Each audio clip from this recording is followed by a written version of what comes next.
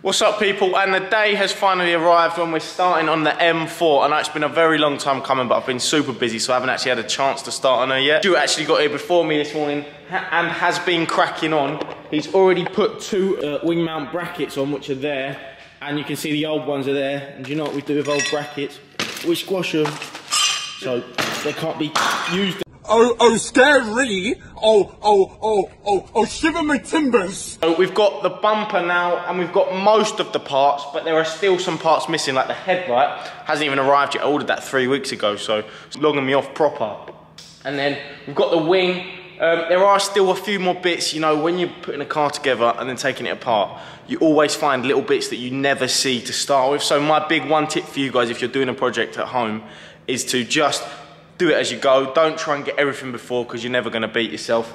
You've just got to take it step by step. So today's agenda, we're going to try and get the bumper mounted on as best as possible, get the wing on as best as possible. We've already changed the shock, which you have probably seen in the previous video, which was a week in my life. I'll put a link there if you haven't watched it. But yeah, we're going to get cracking. I'm going to keep the montages short and sweet, because they are boring and I find them boring as well. I'm going to do as much talking over it as possible. And yeah, we'll see where we end up today, but inevitably there will be another day's work that needs to be done, because we're not going to get it all done today because we haven't even got the bits for it. So if you haven't already, hit the subscribe button, hit the like button, put your post notifications on. Let's try and smash 500 likes on this video. And you never know, might be picking one of you gods up in the M4 when it's done and take you out for a little spin. Let's get cracking. Do you want me to let you in on a little secret before we get started? A little secret I like to call Car Vertical. This video is sponsored by Car Vertical, but let me tell you why Car Vertical has completely changed the way that I buy cars and the way that I repair salvage. Car Vertical is an online car checking platform which checks for odometer fraud, it checks for previous damage, it checks for mileage discrepancies, whether the car's been a taxi, whether it's been stolen, even used abroad, and it also brings up pictures of the car that have ever been listed on the internet. So whether it's been in an auction, whether it was previously sold, it has all of those photos stored online, which is insane. Oh my God! Wow! I never thought that this was capable, or anybody was capable of getting that information. But I tell you what, I check all of my cars before I buy them, whether I buy them out of an auction, whether I just buy them on Auto Trader, just to see if they've been involved in anything a little bit dodgy, or if they've been previously crashed before. Because did you know 1 in 6 cars has been involved in a crash in its lifetime? Let that settle in. So I'll put on screen now a report that I've done for my M4 behind me, so you can see just how amazing the information that they can give you on your car is. This is a check on my M4, and as you can see, it has clearly been involved in an accident, and they know that for starters, but you can see here that there's a tick by mileage, a tick by theft, not a tick by accident, obviously, because it was involved in an accident, and a tick by taxi. So when there's a tick there, that's good news. You know your car is okay in those areas. It even has information back from when the car was manufactured in Germany. Like, how'd they even do that? So let's scroll down. So the stolen vehicle check, it's not been stolen in any countries. Here is the mileage, and you can see here that the graph of the mileage, you can actually see when the car was driven harshly on a time graph, which gives you an indication if you're buying a car when the car was driven harshly, because if it's got 60,000 miles on it and it's been put 30,000 on it in the last year, you know that maybe there could be a problem around the corner because the car has been driven harshly very recently. Whereas if it's steadily grown like that, you know that the car's been looked after. Just a little heads up. Damage, it knows it's been damaged. There's no pictures of this car on there yet, unfortunately, because it only went through auction very recently. They will be updated very soon. And if we scroll down here to the bottom, gives you a valuation of the car and what it sold for previously. It even gives you the time limit that it thinks this car will take to sell. And then at the bottom is my favourite bit. These are actually pictures of the car when they last sold. They were sold by Kent Motors, which is only down the road actually.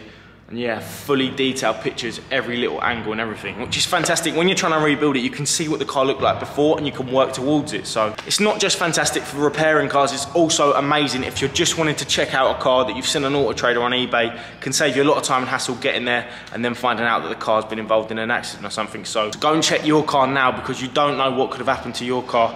Link in the description below. Use my discount code 10% off. But anyway, back to the M4. So first job of the day is to change this bracket, and this bracket actually has bolts on this side of the chassis extension. So in order to access that, the bumper bar's got to come off, and for the bumper bar to come off, this light's got to be made loose, so you can get this bolt out here.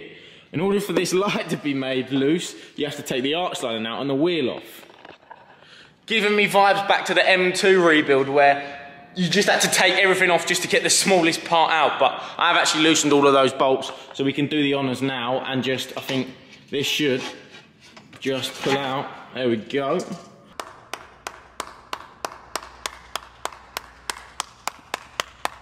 Whack her down there. Do you know what I'm thinking about leaving the blue bumper on and having it as like a two-tone? What do you reckon? Nah, that looked bad, wouldn't it? Yeah, you're right, you're right. I'm wrong, you're right, I'm wrong. Although I do love that M4 colour there. I would definitely be buying an M4 in that colour at some point. But it does need to have a white interior or it looks shit, in my opinion. So that is the first job. And then we're just gonna see how much we can get done. I don't even know what parts I've got there. So I thought I'd give it a little voiceover this time, as I don't usually do it. There's me looking busy. Oh, little thumbs up.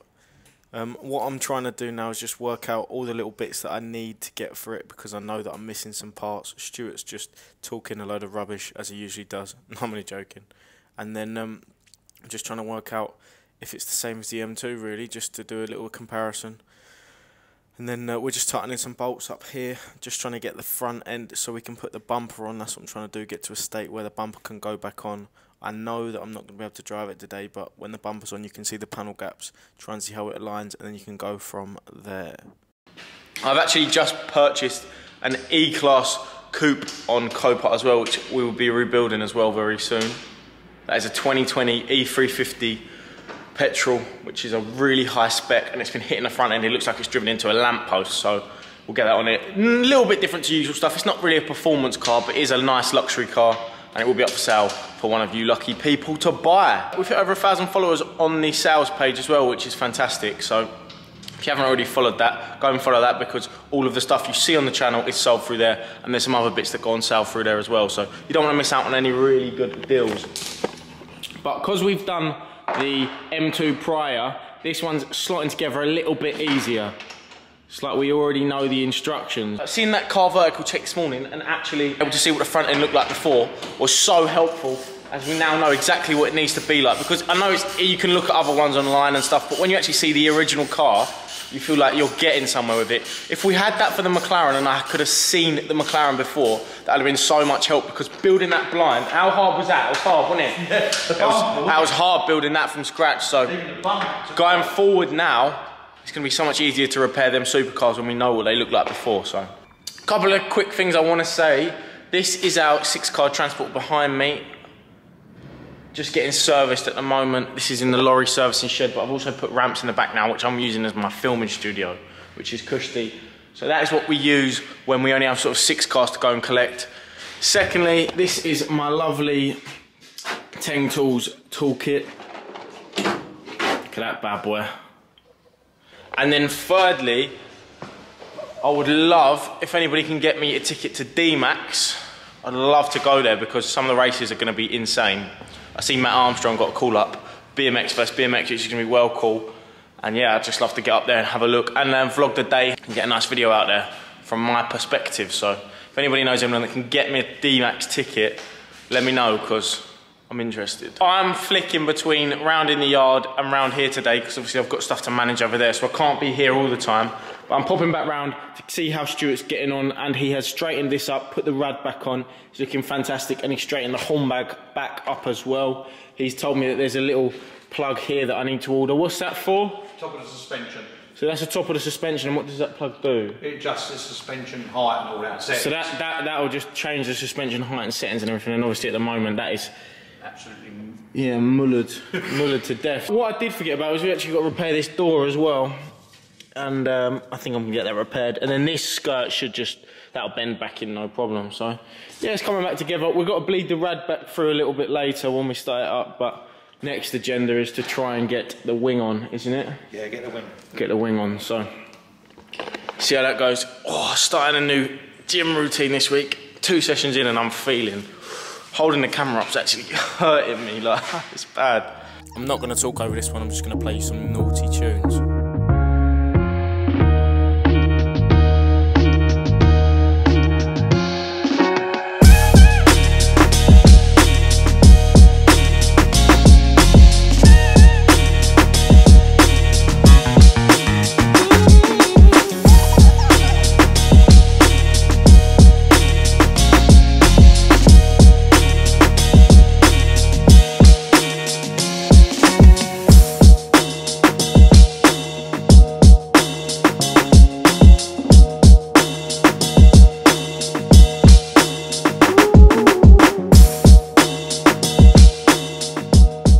While it's on the ramps, quickly, I'll take you underneath and I will show you what the problem with the exhaust was, because a few of you recognised that it was blowing smoke out the bottom.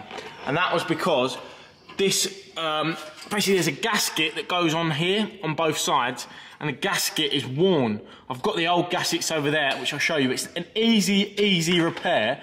But what would happen is when they lifted it up with the forks, we think that they just pushed this gasket a little bit and bent it. So we've just ordered 2 of them. They're literally £11, the cheapest thing ever. They don't sell them on Euro car parts, they sell them at just BMW, and we're gonna get them put on. I'll show you the old ones now. Cool.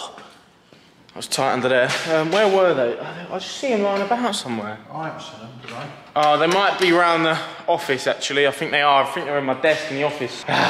But yeah, that's all that needs doing. That's an easy repair. So, panel gaps, little bit wide at the top of the door, but that's because the door is actually bent up here.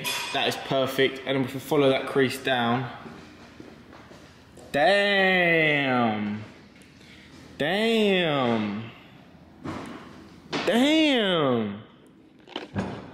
is a joke. Do you know what I just noticed? The bonnet is actually PPF'd. So the side struts on the top are PPF, the doors aren't, the bonnet is, and the wing mirrors are as well. So I'm not sure whether I'm going to get the front PPF'd again, because obviously they've done that for a reason, because this colour probably doesn't chip very well. When it gets chipped it probably looks quite bad, so might get that redone. If anybody out there does PPF, let me know, and you can get this in and I'll do a video down your yard PPFing it. And I'm back. I was actually going to delete this video clip, you'll find out why in a second. But I decided to leave it in because I need to raise awareness for Stuart. I'm going to do a GoFundMe to try and find Stuart a belt that fits him, because honestly, there's more crack on show here than there is in the whole of Bradford in the UK. It is shocking. The link's in the description below. If you can donate some money to get Stuart a proper belt, then please help the cause, because I'm sure we all don't want to see his crack on the screens. So, the bumper's mounted. It's not mounted properly because we haven't got many of the screws, and there's some fixings we need. And obviously, part of the bumper attaches to that headlight, which we don't have at the moment either. But all in all, it's not really that sad. It'll be pretty simple. See, look, it's just not going to connect there a little bit. It's not going to connect there properly yet. And then it's a bit tight here. It's just caught on a few bits, but all in all, very positive, very good. I'm going to have to call it a day here now, because what I'm going to get Stuart to do is just lower this down, put the wheel back on, and then do me a parts list so later on I can call BMW, order absolutely everything you need, because I've already got some bits down there already, and I'll go down there end of this week, collect it, and then we'll do part 3 of the M4 rebuild, which should be the bit where we get it all ready and I'll take it down to Rick at the paint shop. But today, we're going to have to call it a day here, because there's no point wasting time teetering about it when there's not really much we can get done. So hope you enjoyed the video. Stay tuned for the next part when we get cracking with it. Hopefully it all comes together a bit better next time and we can go out for a drive in it, because that's what I'm dying to do. But until then guys, I'll see you later.